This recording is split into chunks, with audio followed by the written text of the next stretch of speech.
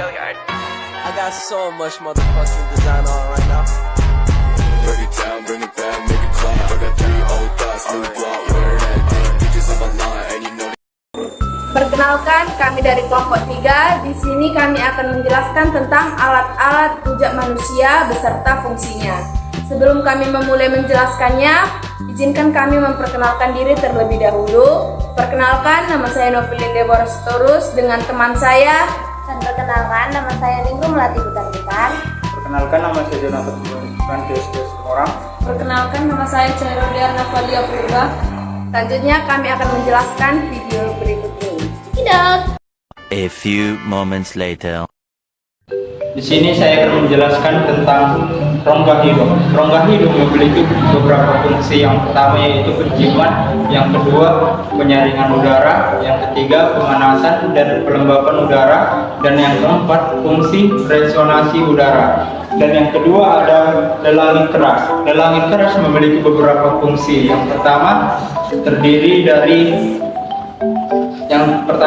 pengarahan makanan, yang kedua pembentukan suara, yang ketiga pemisahan jalur representasi dan pencernaan, dan yang keempat memberikan struktur pada mulut. Yang ketiga di sini ada depan lidah. Depan lidah memiliki beberapa fungsi. Yang pertama yaitu pemegang makanan, yang kedua berbicara, dan yang ketiga melindungi mulut. Yang keempat ada gigi atas. Gigi atas terdiri dari beberapa fungsi. Yang pertama yaitu pengunyah makanan, yang kedua penggendong makanan, dan yang ketiga berbicara.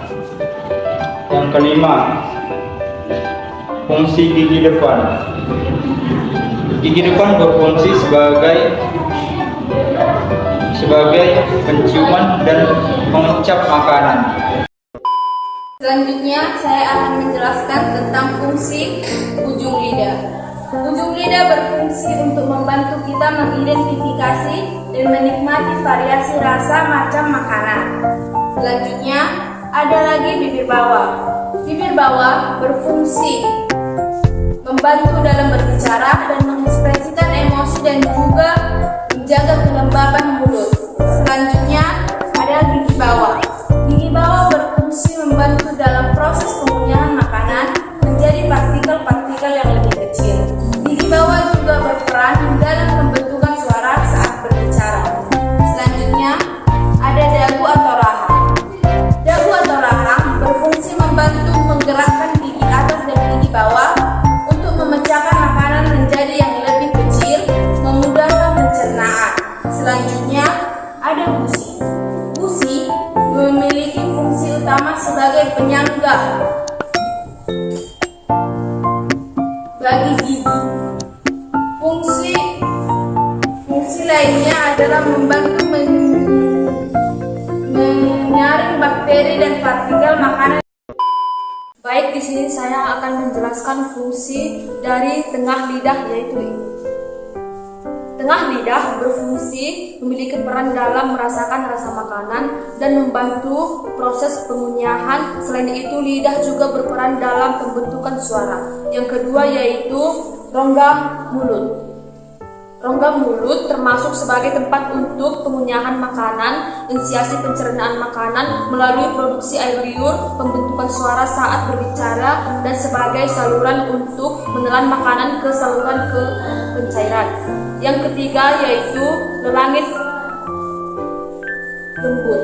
Lelangit lembut membantu mengarahkan makanan ke tenggorokan saat menelan, berpartisipasi dalam pembentukan suara dan membantu menjaga saluran pernapasan. Yang keempat yaitu anak tekak. Anak tekak berfungsi untuk perlindungan saluran pernapasan, membantu proses menelan. Yang kelima yaitu belakang lidah. Belakang lidah berfungsi untuk membantu dalam proses pencernaan dan pencernaan suara, dan memproduksi enzim-enzim mendorong makanan ke arah tenggorokan selama menelan makanan. Baiklah, beberapa fungsi. Sekian dan terima kasih. Oke, selanjutnya saya akan menjelaskan mengenai rongga tekak. Rongga tekak memiliki beberapa fungsi, yaitu sebagai pembentukan suara, pengaturan pernafasan, pencernaan, dan sebagai pelindung saluran pernafasan. Yang kedua yaitu akar lidah. Akar lidah memiliki beberapa fungsi, yaitu untuk mendukung pita suara dan sebagai resensi prosesi. Dan yang ketiga yaitu epiglottis. Epiglottis adalah struktur terkecil untuk keluar masuknya saluran pernapasan atau trakea. Dan yang keempat yaitu pita suara. Pita suara memiliki beberapa fungsi, yaitu sebagai pembentukan suara dan sebagai modularisasi frekuensi dan amplitudo. Yang terakhir adalah tenggorokan. Tenggorokan juga memiliki beberapa fungsi, yaitu selain sebagai pembentukan suara, tenggorokan juga memiliki fungsi sebagai proses keluar masuknya udara. Demikian penjelasan kelompok kami mengenai alat ucap manusia. Terima kasih.